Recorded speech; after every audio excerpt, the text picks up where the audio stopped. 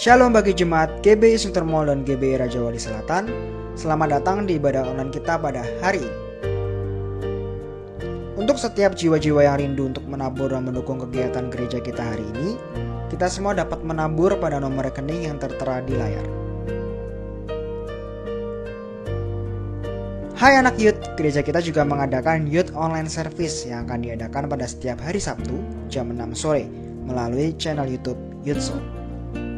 Nah, untuk teens, gereja kita juga mengadakan teens online service yang akan diadakan pada setiap hari Minggu jam 10 pagi melalui channel YouTube GOC Teens.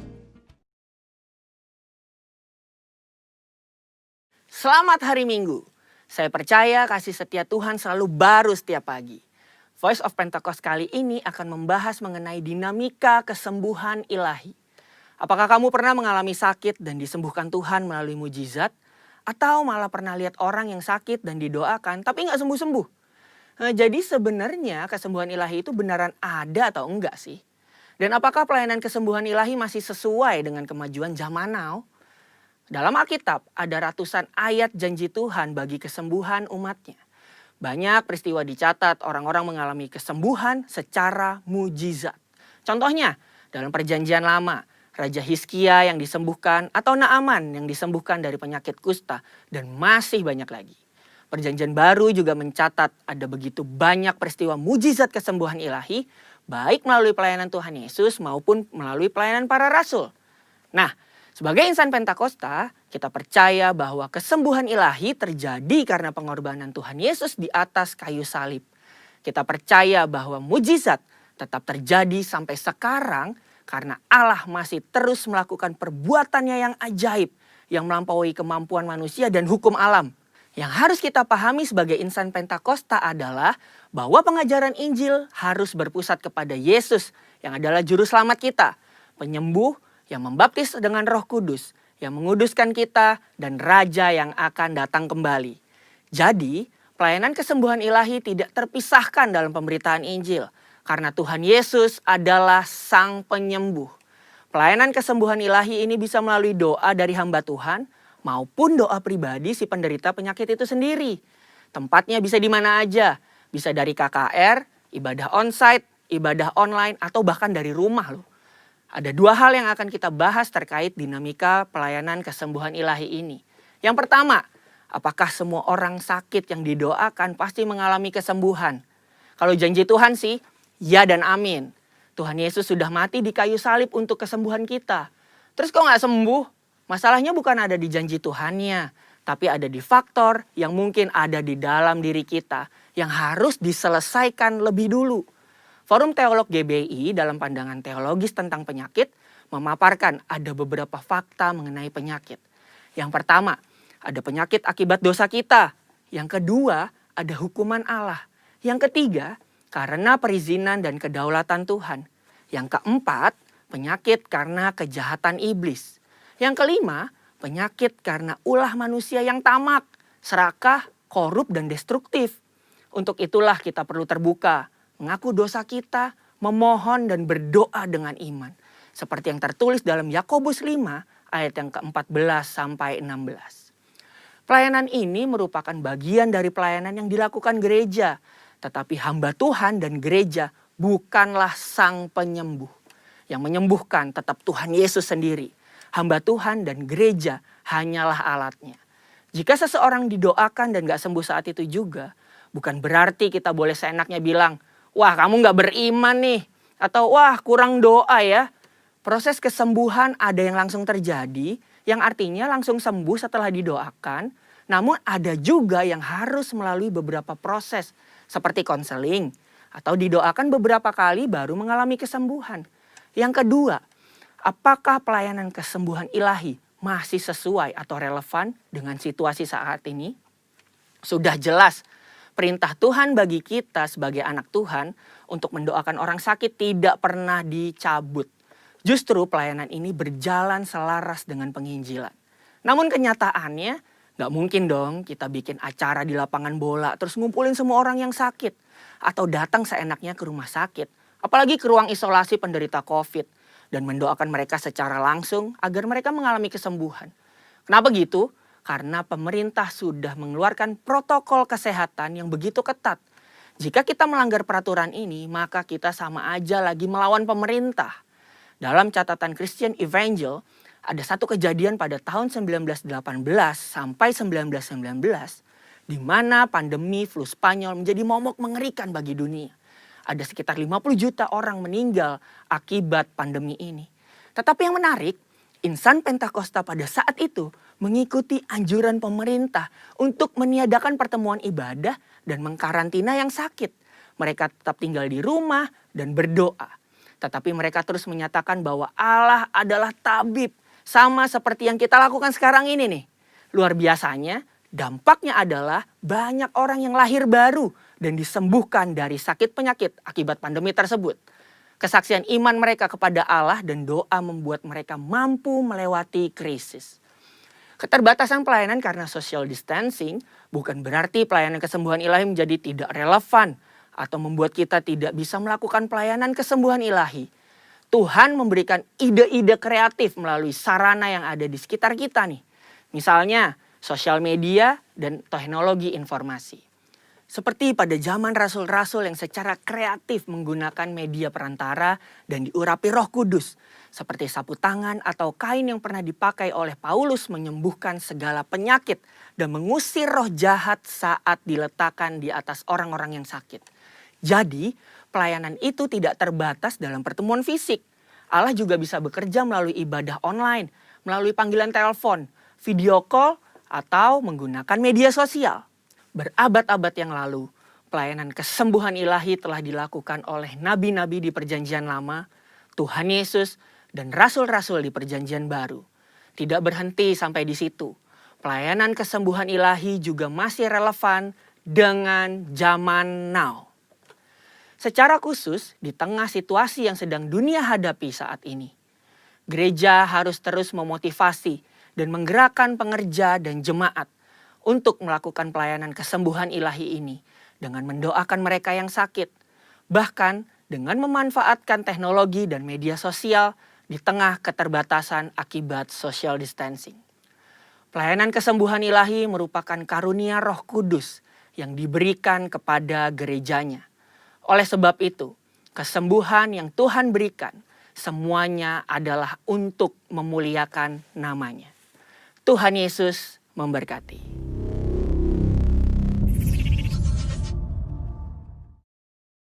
Shalom keluarga demi keluarga yang dikasih Tuhan. Shalom GBI Suntek Mall. Shalom Raja Wali Selatan. Sama-sama kita bawa ucapan syukur kita, nyanyian kita buat Tuhan kita yang baik. Come on. Whoa, oh, oh, oh. Whoa, oh, oh, oh. Whoa, oh, oh.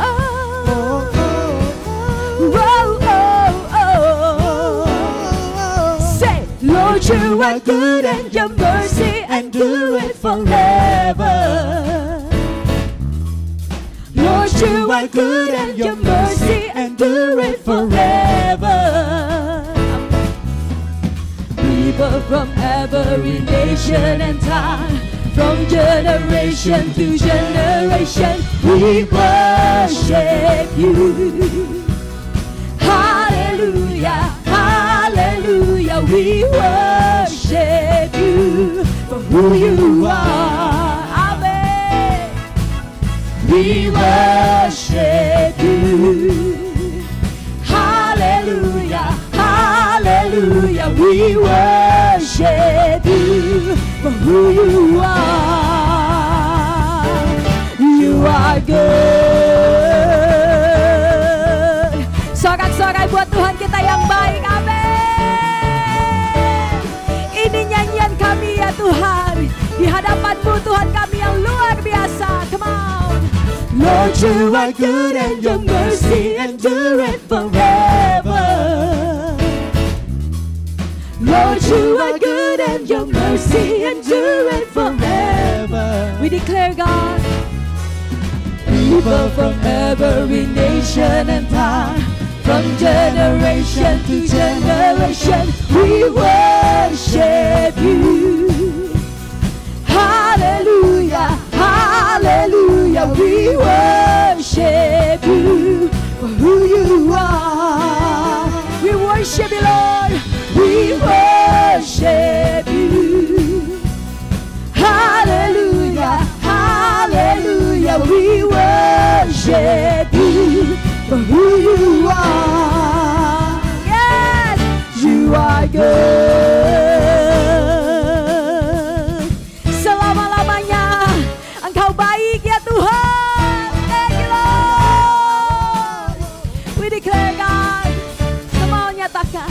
You are good all the time, all the time. You are good, you are good all the time, all the time. You are good, you are good all the time, all the time. You are good, you are good all the time, all the time. You are good. Kami angkat tangan kami sama-sama di hadapan-Mu ya Tuhan. Kami nyatakan mazmur kami, kebaikan Engkau selamanya dalam keluarga kami, dalam setiap hidup kami. Thank you Lord. Come on. Lord, you are good and your mercy endureth forever. Lord, you are good and your mercy endureth forever. Lord, you are good and your mercy endureth forever, forever.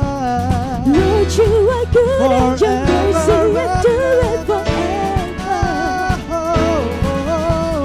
People from every nation and tongue, from generation to generation, we worship you. Hallelujah, hallelujah, we worship you for who you are. Nyatakan, come on. We worship you. Hallelujah, hallelujah, we worship you for who you are, for who you are, Lord, for who you are, Jesus, for who you are. Say, you are good. Sorak-sorai buat Tuhan kita yang dahsyat, Tuhan kita yang besar, Tuhan kita yang baik selama-lamanya dalam hidup setiap kita. We thank you Lord Jesus. We thank you Lord God. Kami angkat tangan kami sama-sama di hadapan-Mu ya Tuhan. Kami gak bisa bayangkan hidup kami tanpa Tuhan Yesus. Kau segala-galanya buat kami Tuhan. Engkau lebih dari cukup ya Abah. Hanya Engkau pengharapan kami. Dan kami tahu pengharapan di dalam Yesus tidak pernah mengecewakan. We worship you Lord. Kau telah buktikan cinta-Mu padaku. Kau membayarku dengan hidup-Mu. Ku bersyukur yang ada padaku. Semuanya milik-Mu. Ku persembahkan seluruh hidupku di mezbah-Mu. Hanya Kau yang menjadi tempat jawaban. Hanya Kau tempatku berharap. Berjalan bersama-Mu, ku takkan goyah, sebab tangan kasih-Mu tersedia bagiku. Selamanya Kau ku cinta. Ini iman setiap kami ya Tuhan. Kau telah buktikan cinta-Mu padaku. Kau membayarku dengan hidup-Mu. Ku bersyukur yang ada padaku. Semuanya milik-Mu. Ku persembahkan seluruh hidupku di mezbah-Mu. Hanya Kau yang menjadi tempat jawaban. Hanya Kau tempatku berharap. Berjalan bersama-Mu, ku takkan goyah, sebab tangan kasih-Mu tersedia bagiku. Selamanya Kau ku cinta. Oh, oh. Kau telah buktikan cinta-Mu padaku. Kau membayarku dengan hidup-Mu. Ku bersyukur yang ada padaku semuanya milik-Mu. Ku persembahkan seluruh hidupku di mezbah-Mu. Hanya Kau yang menjadi tempat jawaban. Hanya Kau tempatku berharap.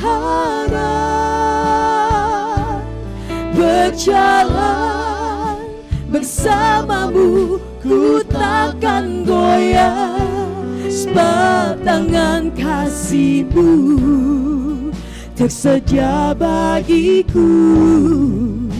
Selamanya Kau ku cinta. Hanya Kau yang menjadi tempat jawaban. Hanya Kau tempatku berharap. Yes Lord. Berjalan bersama-Mu ku takkan goyah, sebab tangan kasih-Mu tersedia bagiku. Selamanya Kau ku cinta. Hanya Kau yang menjadi ini iman setiap kami ya Tuhan. Nggak ada yang lain, hanya Engkau yang kami sembah ya Tuhan. Satu-satunya tempat kami berharap. Yes Lord. Berjalan bersama-Mu ku takkan goyah, sebab tangan kasih-Mu tersedia bagiku. Selamanya Kau ku cinta. Mari angkat tanganmu tinggi, mari sembah Dia. Sembah Tuhan kita yang besar, Tuhan yang memegang setiap kehidupan kita. Ini setiap kami ya Bapa. Kami hanya rindukan Engkau lebih lagi ya Tuhan. Yes Lord, yes Lord.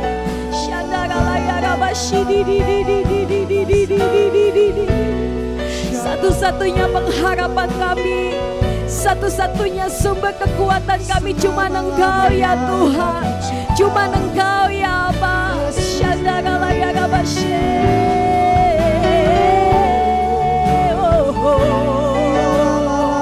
Ini iman kami anak-anak-Mu ya Tuhan. Urabakarana mushe.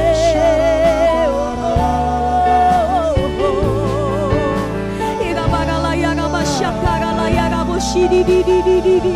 Orabakarana mushe. Kirabakarana mushandarala yaraba shididididididi. Mari angkat tanganmu tinggi di hadapannya. Mari dengan segenap imanmu nyatakan kemau. Hanya Kau yang menjadi tempat jawaban. Yes Lord. Hanya Kau tempatku berharap. Berjalan bersama-Mu ku takkan goyah, sebab tangan kasih-Mu tersedia bagiku. Selamanya Kau ku cinta. Dengan segenap hati kau declare, hanya Kau yang menjadi tempat jawaban. Hanya Kau tempatku berharap. Berjalan bersama-Mu bersama-sama dengan kami. Kami percaya ya Bapa. Yes Lord. Selamanya Kau ku cinta, selamanya yes Lord. Selamanya Kau, selamanya Kau, selamanya Kau ku cinta. Selama-lamanya dalam hidup kami, selama-lamanya dalam hidup kami cuma Engkau ya Tuhan yang kami kasih lebih dari apapun, lebih dari segala-galanya. Suka maupun duka kehidupan kami, di setiap musim hidup kami ya Tuhan, hanya Engkau yang kami sembah. Hanya Kau, hanya Kau, hanya Kau, Yesus.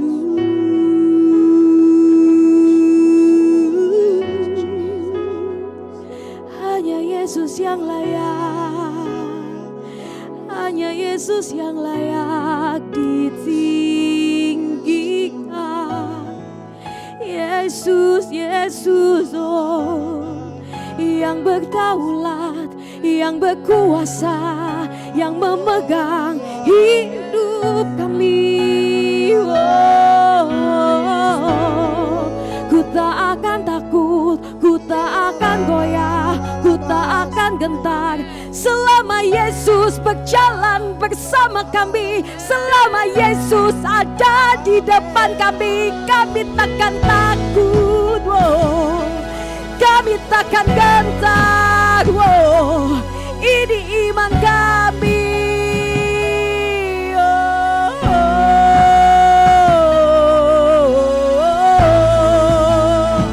Angkat nyanyianmu, come on.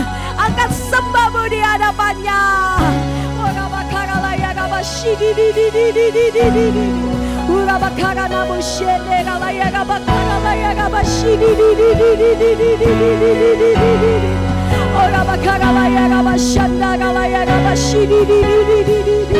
Yes Lord, yes Lord.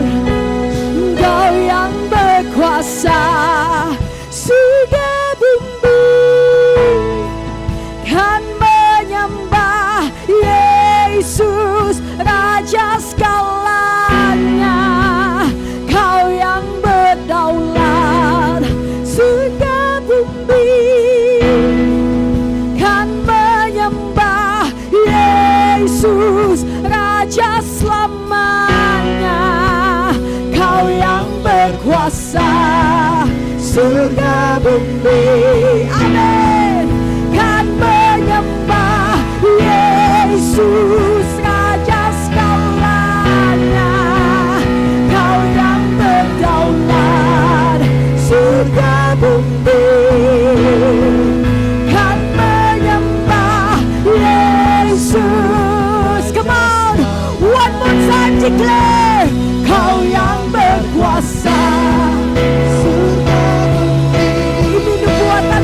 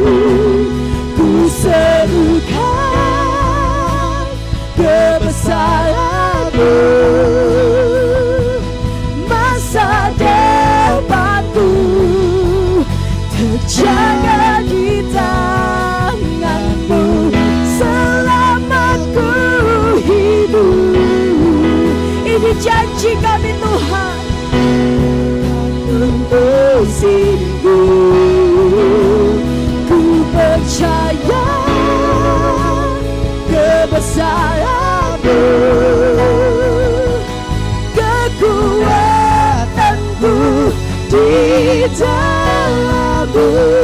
Kami serahkan, ku serahkan hidupku. Akui kuasa-Mu, ku serukan kebesaran-Mu. Masa depanku terjaga di tangan-Mu selama ku hidup. Apapun musimku, ku percaya kebesaran-Mu, kekuatanku di dalam-Mu. Yes, Lord. Ku serahkan hidupku. Akui kuasa-Mu, ku serukan kebesaran-Mu. Masa depanku terjaga di tangan-Mu. Kami deklarasikan ya Tuhan, masa depanku terjaga di tangan-Mu selamanya. Masa depanku terjaga di tangan-Mu.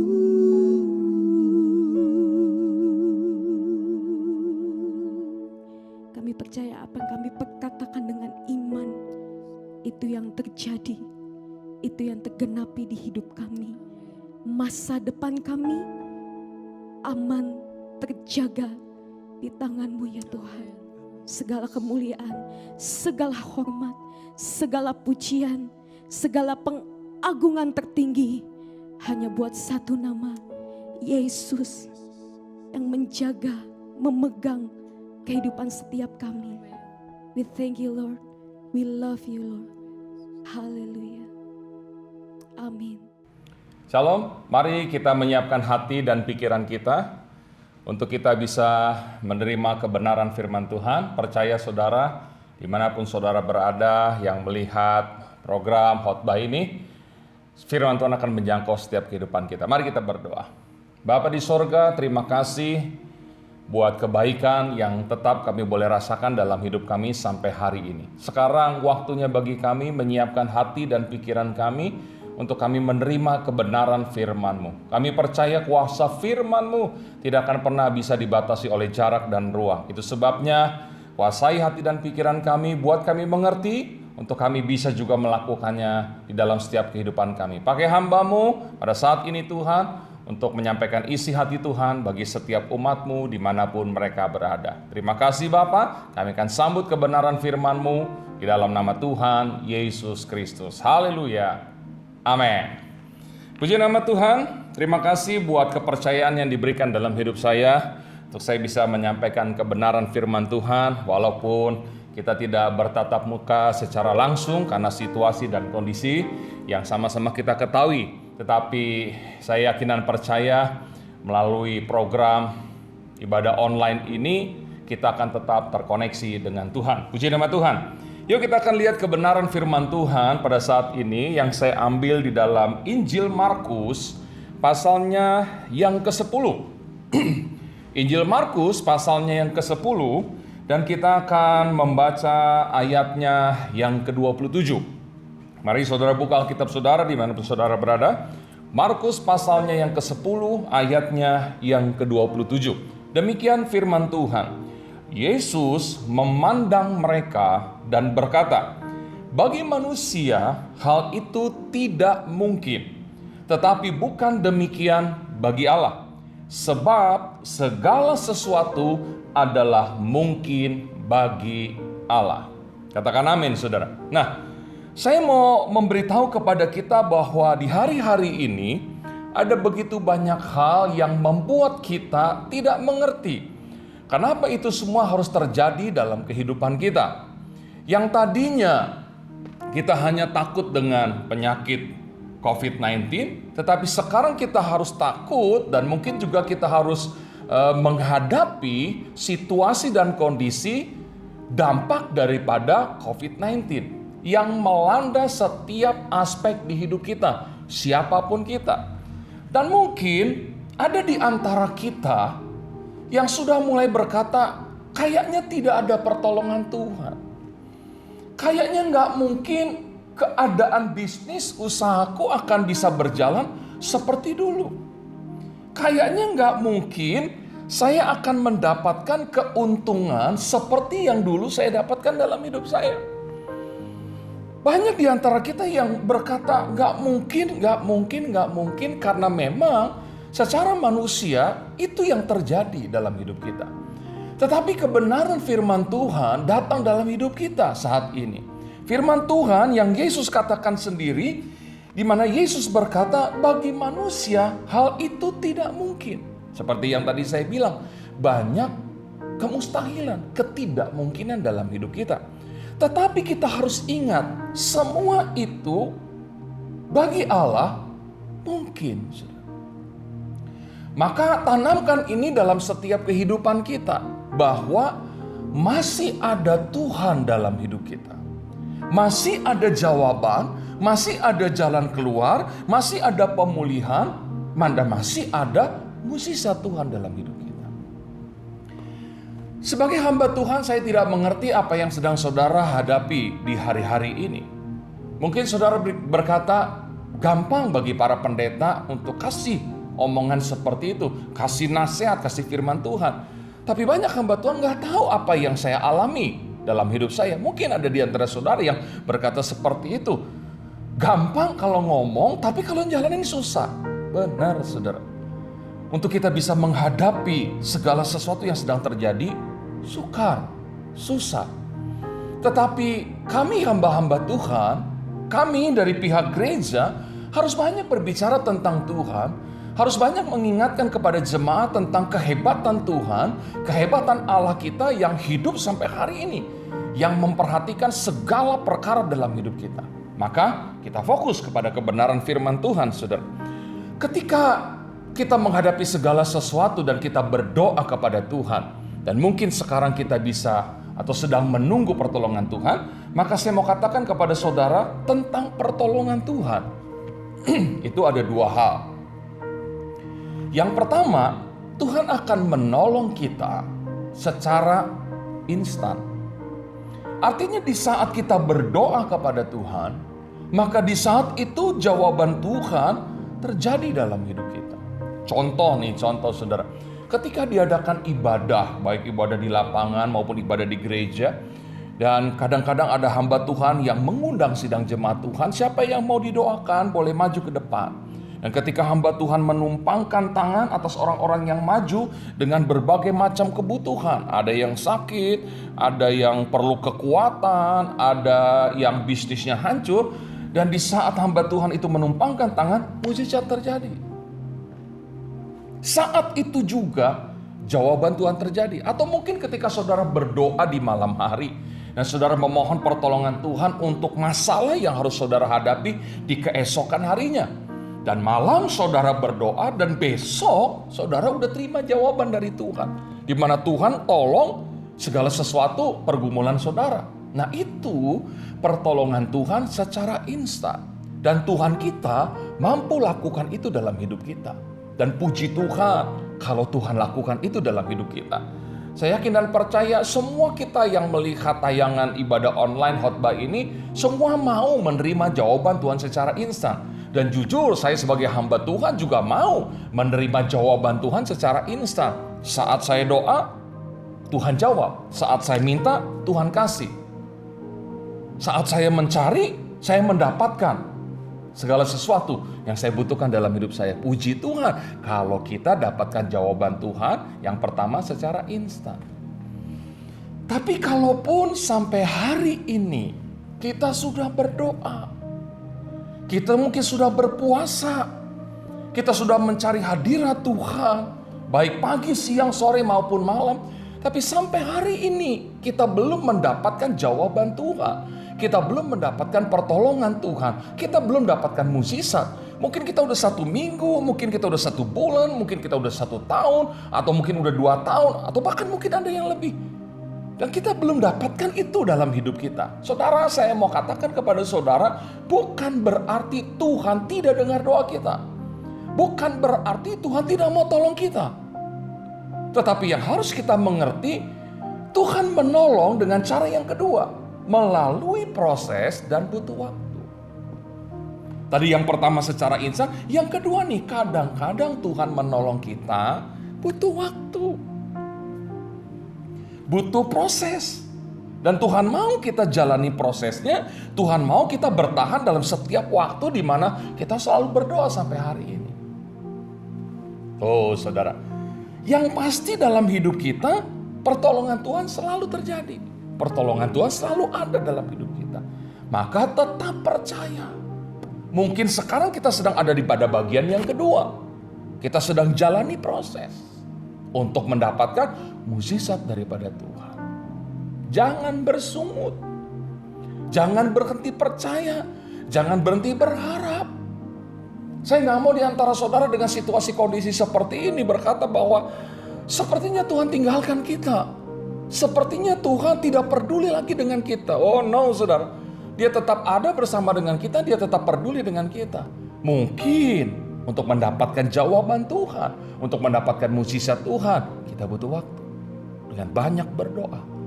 Dengan menjalani hari-hari di hidup kita. Ada banyak contoh dalam kebenaran firman Tuhan saudara. Di mana ada para tokoh-tokoh kebenaran firman Tuhan yang dicatat dalam Alkitab. Yang akhirnya mendapatkan pertolongan Tuhan. Tapi dia dapatin pertolongan Tuhan pakai waktu. Ada proses yang harus mereka hadapi.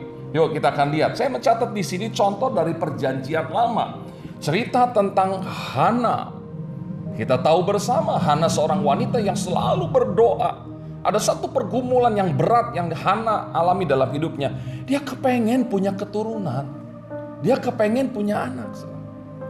Dia sudah berdoa, saya percaya pagi, siang, sore, bahkan malam, jam-jam ibadah, jam-jam doa dia ada.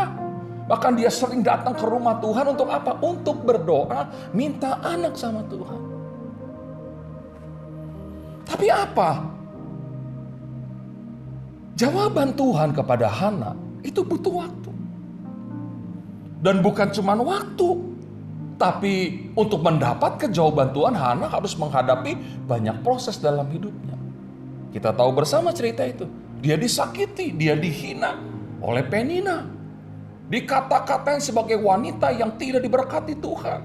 Dikata-katain sebagai wanita yang dikutuk Tuhan karena gak punya anak. Dan memang itu sesuatu yang penting pada zaman itu saudara. Seorang wanita kalau gak bisa punya anak, sepertinya dia dikutuk dan tidak diberkati Tuhan. Saudara. Dan Hana harus alami ini dalam hidupnya. Dia udah berdoa, dia udah teriak. Sampai sekali peristiwa ketika dia sedang berdoa, dia gak bisa ngomong lagi sama Tuhan. Karena udah tiap hari dia berdoa minta anak terus. Sampai hamba Tuhan yang ada pada waktu itu hanya melihat mulut Hana komat kamit. Udah terlalu berat gitu proses yang dijalani.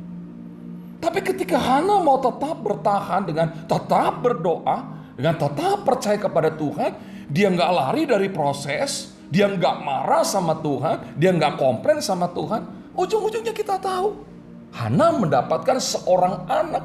Dan bukan cuma anak laki-laki. Keadaan hidupnya dirubah 180 derajat sama Tuhan. Yang tadinya dihina saudara, sekarang semua orang memuji dia. Dan semua orang berkata Hana adalah seorang wanita yang diberkati Tuhan. Melahirkan seorang anak laki-laki. Dan sukacitanya itu luar biasa, saudara. Jalani proses. Dan tetap bertahan dalam waktu yang Tuhan izinkan terjadi dalam hidup kita. Yang pasti, Hana dapat jawaban dari Tuhan. Melalui proses butuh waktu. Contoh lagi, cerita di dalam kebenaran firman Tuhan dalam perjanjian lama. Cerita tentang Ayub. Kita tahu bersama pribadi Ayub, tapi dia alami masalah. Saudara, ketika hartanya habis, ini tekanan pertama dalam hidup Ayub. Dalam sekejap hartanya habis. Ada yang dirampas, ada yang terbakar. Sebagai seorang yang saleh, sebagai seorang yang takut akan Tuhan, cinta Tuhan, pasti Ayub berdoa, saudara. Pasti dia bertanya, Tuhan kenapa ini terjadi? Tuhan tolong saya. Pasti, saudara. Tapi apa Tuhan langsung jawab doa Ayub? Enggak. Dan anehnya bukan jawaban, bukan pertolongan seperti yang diharapkan Ayub. Tapi apa, saudara? Masalah. Tiba-tiba, saudara, Ayub dapat kabar lagi bahwa anaknya sedang makan bersama di satu bangunan, lalu tiba-tiba bangunan itu rubuh dan menimpa anak-anaknya semua. Dan semua anaknya meninggal, saudara. Doa minta tolong sama Tuhan, tapi bukan pertolongan, tapi justru tekanan lagi yang datang. Dan pada saat itu terjadi, saya percaya Ayub tetap berdoa sama Tuhan. Dia teriak lagi lebih keras sama Tuhan. Minta tolong sama Tuhan. Bertanya sama Tuhan. Tapi lagi-lagi apa pertolongan Tuhan langsung datang dalam hidup Ayub? Enggak. Tiba-tiba dia kena penyakit dirinya sendiri. Kena penyakit yang begitu menjijikan pada waktu itu. Gatal di sekujur tubuhnya. Lalu teman-temannya berkata buruk tentang dia. Bahkan istrinya menyuruh dia untuk bunuh diri. Karena kondisinya udah gak mungkin bisa pulih lagi seperti sedia kala. Kali lagi saya mau katakan, mungkin istrinya berkata, udah gak mungkin.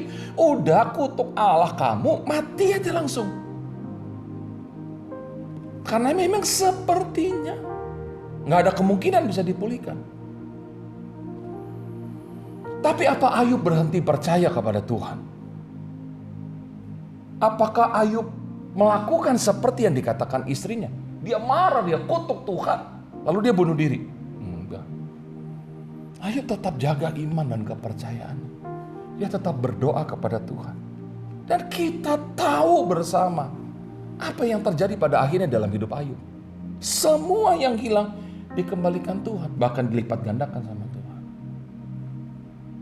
Butuh waktu untuk Ayub dapatkan mukjizat dari Tuhan. Ayub harus jalani proses yang gak enak. Tapi kan pertolongan Tuhan datang. Maka saya tidak mau dimanapun kita berada saat ini yang sedang melihat tayangan khotbah ini, saudara, Anda menjadi khawatir, cemas, kehilangan pengharapan, dan iman Anda down. Saya nggak mau. Karena apa yang dicatat dan ditulis dalam kebenaran firman Tuhan, itu menjadi teladan, menjadi patokan, menjadi motivasi juga dalam hidup kita. Untuk kita bisa menjalani hari-hari di hidup kita yang kita nggak ngerti kapan semua ini akan berakhir, saudara. Terus kita akan lihat contoh-contoh untuk meyakinkan kita sehingga kita kuat menjalani hari-hari di saat-saat sekarang ini. Kita tahu bersama cerita tentang Daniel, Sadrak, Mesak, dan Abednego. Mereka menghadapi tekanan dalam hidup. Daniel harus difitnah dan dia harus menjalani hukuman dari raja untuk dimasukkan ke dalam gua singa. Saudara, saya percaya Daniel berdoa. Daniel itu pejabat istana loh, saudara. Dia tahu dan dia harus menghadiri setiap acara penghukuman yang dilakukan oleh raja. Di mana ada penjahat-penjahat yang harus dihukum dengan cara dilemparkan ke dalam gua singa. Daniel sebagai pejabat istana harus hadir. Melihat, menyaksikan hukuman itu. Dan ngeri hukumannya, saudara. Alkitab berkata, saudara, orang yang dilemparkan ke dalam gua singa, belum sampai orang itu sampai di dasar gua, itu singanya udah lompat, sudah. Dilempar nih, saudara, singanya lompat, menerkam dan mencabik-cabik orang yang sedang dilempar ke dalam gua singa. Dan Daniel harus hadapi itu. Dan tentunya dia berdoa sama Tuhan. Kalau boleh Tuhan tolong dia segera. Jangan sampai dia dilempar ke dalam gua singa. Itu ada di dalam bayangan Daniel secara manusia. Saya percaya Daniel doa minta tolong. Dia teriak sama Tuhan. Orang Alkitab catat dia sehari 3 kali berdoa. Dan ketika dia harus hadapi itu, dia doa dong sama Tuhan. Pasti saya percaya. Tapi sepertinya jawaban Tuhan tidak terjadi. Daniel tetap harus dilempar atau dimasukkan ke dalam gua singa. Kayaknya itu nggak ada jawaban Tuhan. Kayaknya Tuhan diem. Tapi apakah Daniel harus mati dengan cara diterkam oleh singa? Enggak. Semalam-malaman Daniel ada dalam gua singa. Tapi tidak ada luka sedikit pun. Sehingga besok paginya Daniel bisa keluar dengan keadaan hidup. Tuhan ada bersama dengan Daniel. Yang sepertinya pertolongan Tuhan itu terlambat. Tapi ternyata Tuhan ada di dalam setiap masalah yang harus dihadapi oleh Daniel. Daniel udah kena hukuman. Daniel gak langsung terima jawaban Tuhan secara instan. Sepertinya terlambat pertolongan Tuhan. Tapi bagi Tuhan tidak pernah terlambat. Mungkin semua orang yang lihat itu, orang-orang yang gak suka sama Daniel tertawa. Karena Daniel harus hadapi hukuman itu. Tapi Tuhan ada bersama dengan Daniel di dalam gua singa. Sama dengan Sadrak, Mesak, dan Abednego. Ketika dia mau dibawa, diikat, mau dilemparkan ke dalam dapur api, doa pasti mereka. Teriak sama Tuhan, minta tolong. Tapi apa Tuhan lepaskan ikatan Sadrak, Mesak, dan Abednego? Apa Tuhan batalkan hati raja untuk tidak jadi menghukum Sadrak, Mesak, dan Abednego? Enggak. Mereka tetap dilemparkan ke dalam dapur api. Tapi raja melihat dan raja bertanya kepada banyak orang, bukankah 3 orang yang kita lemparkan, kita masukkan ke dalam dapur api? Tapi kenapa sekarang aku melihat di dalam dapur api itu ada 4 orang? Dan orang yang keempat rupanya seperti dewa, kata Alkitab. Artinya apa? Tuhan ada bersama dengan Sadrak, Mesak, dan Abednego. Di tengah-tengah dapur api. Di tengah-tengah penghukuman yang membara. Maka saya mau katakan kepada saudara, Tuhan juga ada di tengah-tengah kehidupan kita. Di saat kita harus menjalani hari-hari yang menurut kita nggak mungkin kita ditolong. Maka tetap percaya. Tapi itu kan di dalam perjanjian lama, Pak Yofi. Oke, sekarang kita lihat di dalam perjanjian baru. Alkitab juga mencatat banyak hal mukjizat yang terjadi. Yang pertama dalam perjanjian baru saya catat di sini mukjizat waktu di Kana. Satu pesta perkawinan kehabisan anggur. Itu hal yang memalukan. Perlu segera dapatkan anggur. Ibu Yesus datang kepada Yesus, mereka kehabisan anggur. Yesus bisa aja bilang, ya sekarang anggur tidak akan pernah habis di dalam tong itu atau di dalam tempayan itu. Bisa aja. Tapi kan Yesus ngomong nih, mau apa engkau daripadaku ibu, saatku belum tiba. Tapi ibu Yesus percaya, bahwa Yesus pasti peduli. Maka dia bilang kepada pelayan-pelayan, apa yang dikatakan sama dia, lakukan saja. Dan Yesus mulai ngomong, ayo isi tempayan itu penuh dengan air. Tempayannya tempayan buat air, cuci kaki sudah. Sementara pemimpin pesta teriak-teriak cari anggur, ini pelayan-pelayannya bukan cari anggur tapi menuhin air buat cuci kaki sudah. Nah saya percaya pelayan-pelayan ini akan heran dengan perkataan Yesus. Dan mereka akan bingung sudah.